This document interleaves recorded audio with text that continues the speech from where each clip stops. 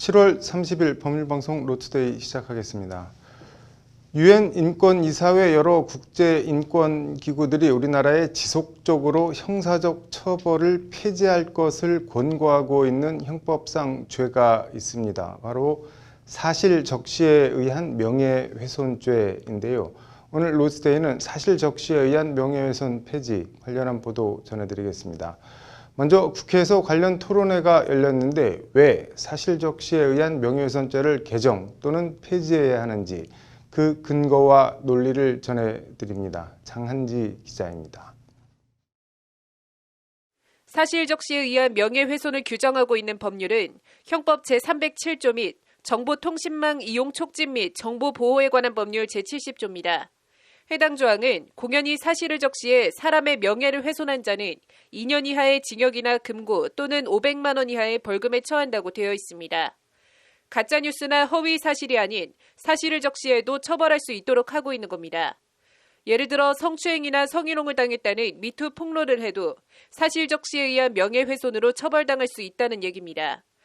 실제 지난 4월 서울동부지법에선 미투 폭로의 일환으로 온라인 영상 제작 콘텐츠 업체 대표의 갑질을 페이스북에 폭로한 전 직원이 명예훼손 유죄 판결을 받기도 했습니다.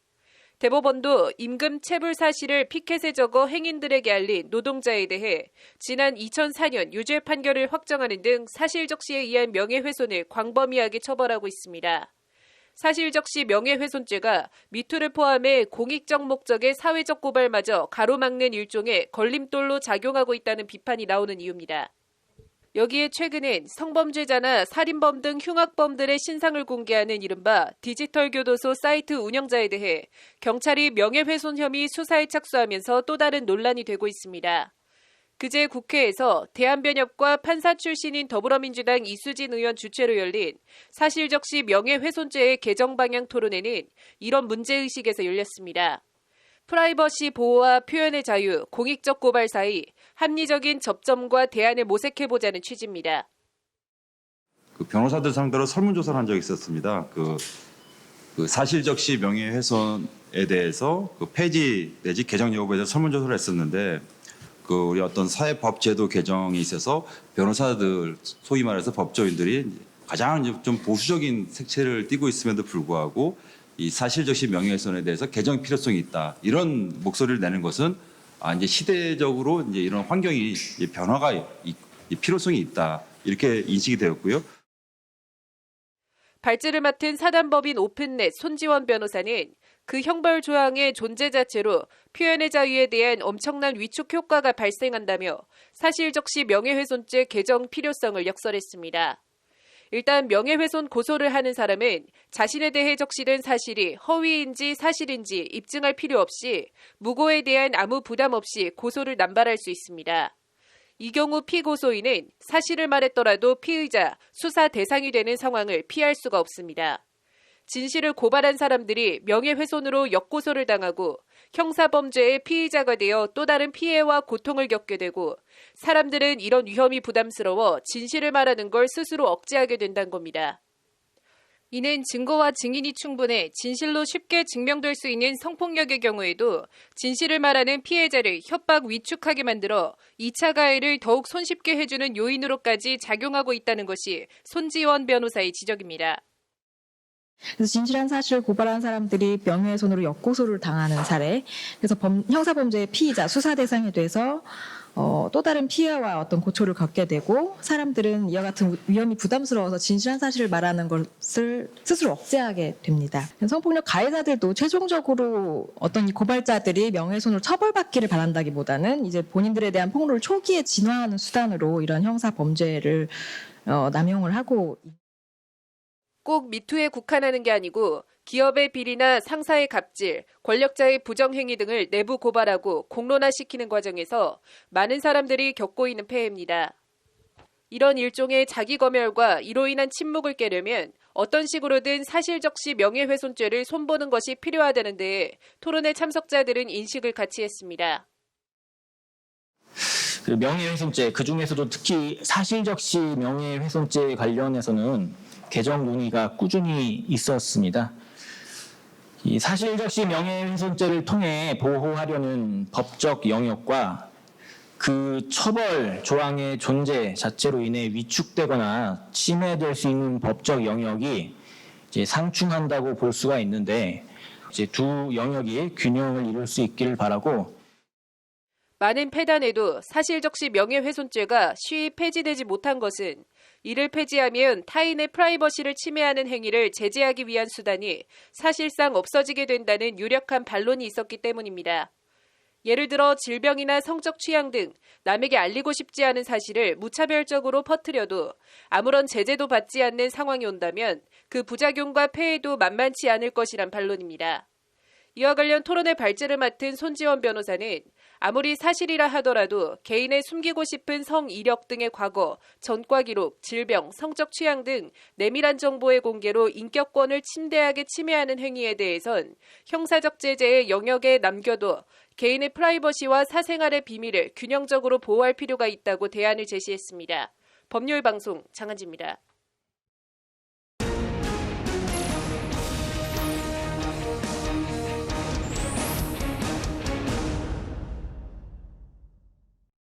네, 사실 적시에 의한 명예훼손죄 개정 얘기 더 해보겠습니다.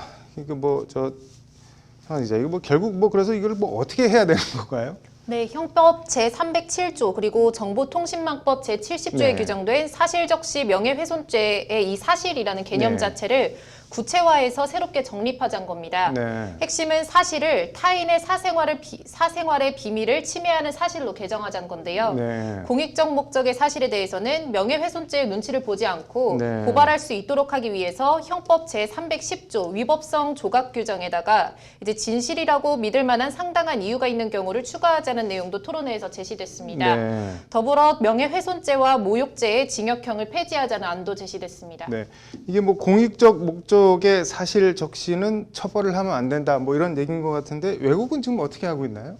네, 사실적시 명예훼손죄를 개정해야 하는 근본적인 이유는 네. 이제 진실한 사실을 말한 경우나 혹은 진실인지 허위인지 여부가 쉽게 증명될 수 없는 의혹 제기나 주장에 대해서 함부로 형사처벌해서는 안 된다는 헌법과 국제 인권 기준의 요구에 부응하기 위해서라는 것이 이제 징역형 폐지 측의 입장입니다. 네. 2015년 유엔 자유권 규약위원회와 그리고 2011년 유엔 표현의 자유 특별보고관도 명예훼손은 기본적으로 민사적으로 금지돼야 할 영역임을 전제로 하고 비범죄화를 권고하고 있습니다. 네. 설사 형사법으로 제재를 한다고 하더라도 네. 어떠한 사실이 허위 사실이면서 이제 악의적 의도에서 비롯된 가장 심각한 사안에 대해서만 적용돼야 한다고 강조했습니다. 네. 따라서 확실한 허위 사실이나 혹은 허위인지 아닌지가 증명이 될 수 없는 사실을 적시하는 행위를 네. 이제 예방하거나 제재할 필요가 있다고 보더라도 이는 민사법상으로 해결해야 할 영역으로 봐야 한다는 것이 이제 징역형 폐지 측의 입장입니다.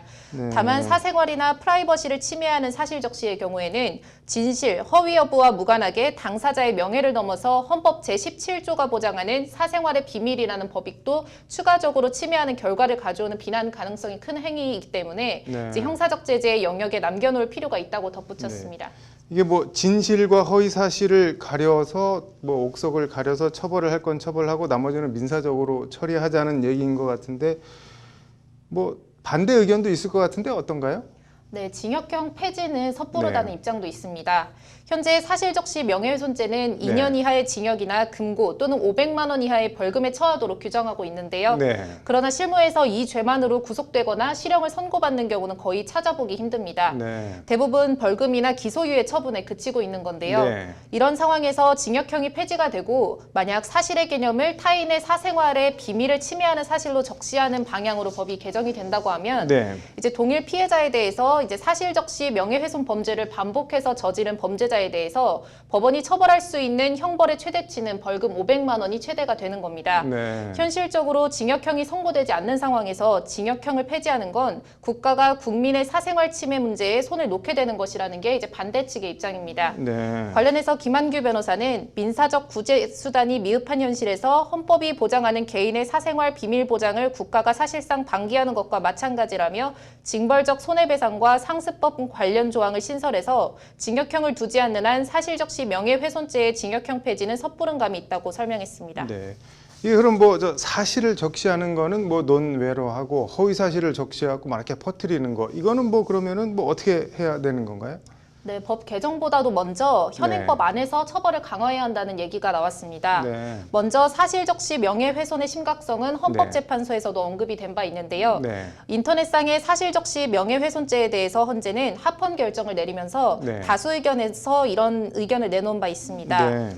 헌재는 우리나라는 현재 인터넷 이용이 상당히 보편화됨에 따라 정보통신망을 이용한 명예훼손 범죄가 급증하는 추세에 있다면서 이제 인터넷 등 정보통신망을 이용해 사실에 기초하더라도 왜곡된 의혹을 제기하거나 편파적인 의견이나 평가를 추가로 적시함으로써 실제로는 허위의 사실을 적시해서 다른 사람의 명예를 훼손하는 경우와 다를 바 없거나 적어도 다른 사람의 사회적 평가를 심대하게 훼손하는 경우가 적지 않게 발생하고 있다. 이로 인한 사회적 피해는 심각한 상황이다라고 말했습니다. 네. 문제가 심각함에도 형사적으로는 형벌의 위하력이 그다지 크지 않을 뿐만 아니라 네. 민사적으로는 허위 사실 적시 명예훼손으로 인정되는 손해배상 액수가 높지 않다는 것이 전문가들의 지적인데요. 네. 특히 범죄 피해 정도가 중대한 언론을 상대로 한 손해배상 청구 소송도 마찬가지입니다. 네. 지난 10년간 명예훼손을 주장하면서 언론사를 상대로 민사소송을 제기해서 일부라도 승소한 경우 인정된 손해배상액 평균은 1,946만 4천 원에 불과합니다. 네.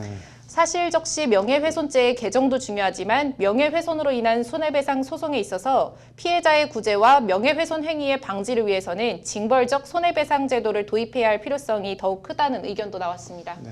뭐 아무튼 허위 사실을 적시하는 사람들과 진실을 말하는 사람들은 좀 분간을 해서 뭐 처벌이든 뭐든 이렇게 해야겠네요. 오늘 잘 들었습니다. 네, 다른 소식 하나 더 전해드리겠습니다. 제약과 바이오, 화장품 제품 개발과 연구 실험, 생산, 물류까지 최신 제품과 기술을 한자리에서 만나볼 수 있는 제약 화장품 ICPI 위크 2020이 27일부터 오늘까지 나흘간 고양 킨텍스 1 전시장에서 열렸습니다. 이 가운데 이화학과 바이오 생명공학의 최첨단 장비와 최신 경향을 들여다볼 수 있는 코리아 랩 2020 현장을 다녀왔습니다. 장한지 기자입니다. 코리아랩 2020은 바이오와 제약, 식품, 화학, 바이오화학, 나노, 신소재 분야의 신기술과 연구 실험 분석 장비 시장의 새로운 트렌드를 한자리에서 살펴볼 수 있는 국내 대표 전문 전시회입니다.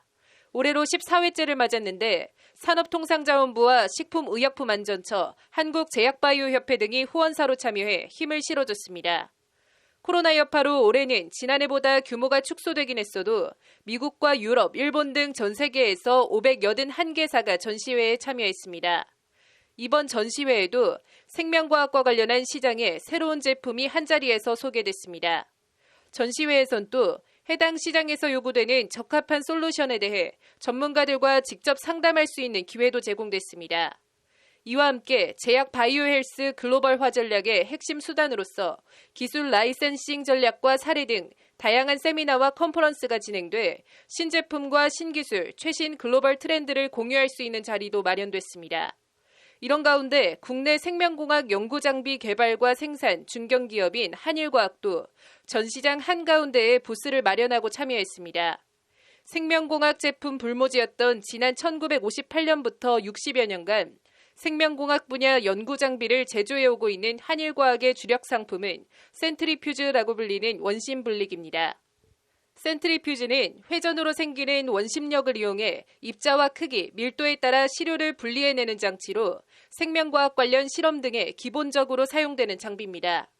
이와 관련 한일과학은 적게는 분당 3,000rpm에서 많게는 5만 rpm까지 사용 목적에 적합한 다양한 센트리퓨즈를 생산하고 있습니다. 60여 년간 축적된 기술로 모터 제조와 고속 회전체 가공, 밸런싱, 회전체 속도 및 온도 제어 등 여러 기술에서 세계 최고 수준의 기술력을 보유하고 있다는 것이 한일과학 관계자의 설명입니다. 원심블릭은 이제 원심력을 사용을 하는 거기 때문에 이런 밸런스가 되게 중요하거든요. 그래서 저희 한일과학 같은 경우에는 60년 전통이 있는 그런 국내 원심블리기 회사이고, 그리고 이제 한일과학 원심블리기는 내구성이 되게 좋다는 그런 점도 있고, 또한 이번에 저희가 이제 디자인 같은 거나 뭐 기능 같은 거 약간 리뉴얼 해가지고 화이트 블랙 그런 컨셉으로 디자인을 다 맞춰가지고 새롭게 원심 분리기도 출시를 했습니다. 각종 실험 과정에서 액체 등을 휘저어 섞는 기계를 총칭하는 교반기인 스터러도 한일과학의 또 다른 주력 상품입니다. 한일과학의 스터러는 마그네틱 바만 넣어주면 자석의 힘을 사용해 자동적으로 액체를 휘저어줍니다. 한 제품에서 4개의 스터러를 각각 독립적으로 사용할 수도 있습니다. 마그네틱 바라고 하는 거를 여기 안에 넣어주시면은 이 마그네틱 바가 여기랑 이제 자석 이런 그 힘을 가져요. 그래가지고 그 마그네틱 힘으로 이제 얘가 이렇게 돌아가는 거예요. 얘는 이제 온도를 조절을 할 수 있다는 점, 그리고 4개를 각각 독립적으로 이제 설정을 해가지고 4개를 돌릴 수 있다는 점. 그게 제일 큰 포인트고. 한일과학은 이외에도 마이크로 파이펫과 발효기, 농축기, 건조기, 냉각기 등 국내의 인증기관에서 첨단 기술력을 인정받은 다양한 제품을 선보였습니다. 한일과학을 비롯해 코리아랩 2020에 참여한 업체들에게 주최 측은 다양한 스폰서십 프로그램과 참가업체 홍보, 온라인 1대1 미팅 매칭 시스템을 제공하는 등 다채로운 고객 유치 활동을 지원합니다. 나흘간 진행된 박람회에서 이뤄진 의료, 제약, 바이오 산업과 관련한 업체들의 활발한 교류가 산업의 발전으로 이어지길 기대해봅니다. 법률방송 장한지입니다. 네, 이어서 법조계 소식 전해드립니다.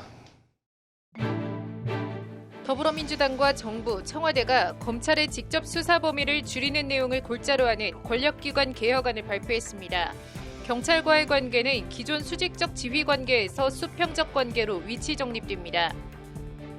코로나를 이유로 정부가 개인의 휴대폰 기지국 접속 정보를 수집한 것은 위헌이라는 헌법 소원이 제기됐습니다. 민변은 이태원을 방문했다는 이유만으로 모두 감염병 의심자로 간주하고 정보를 수집한 건 위헌이라며 헌법 소원을 청구했습니다. 대원국제중학교와 영훈국제중학교의 지위가 잠정적으로 유지됩니다. 이는 교육부와 서울시 교육청의 특성화 중학교 지정 취소 처분에 대해 법원이 잠정 집행 정지 결정을 내린 데 따른 결정입니다. 코로나 바이러스 방역 활동을 방해한 혐의를 받는 신천지 예수교 이만희 총회장에 대한 영장실질심사가 내일 열립니다. 이만희 총회장은 코로나 확산 당시 간부들과 공모해 집회 장소를 축소해 보고하는 등 허위 자료를 제출한 혐의를 받고 있습니다. 7월 30일 법률방송 로투데이 마치겠습니다. 시청해주셔서 감사합니다.